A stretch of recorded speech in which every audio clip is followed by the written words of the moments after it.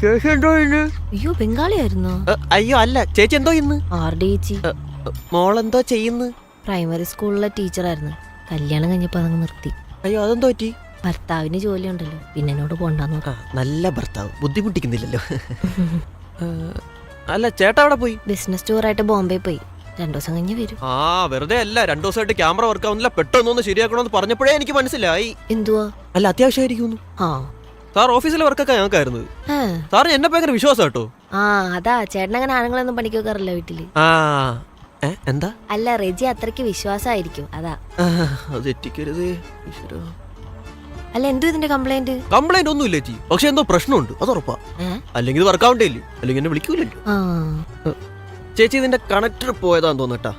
സാധനം എന്റെ ഇല്ല, ഞാൻ കടയിൽ പോയി എടുത്തോട്ട് വന്നിട്ട് ശരിയാക്കി തരാവേ. മുട്ടല്ലേ മുത്തേ മൊത്തം മുറ്റൂരില്ല.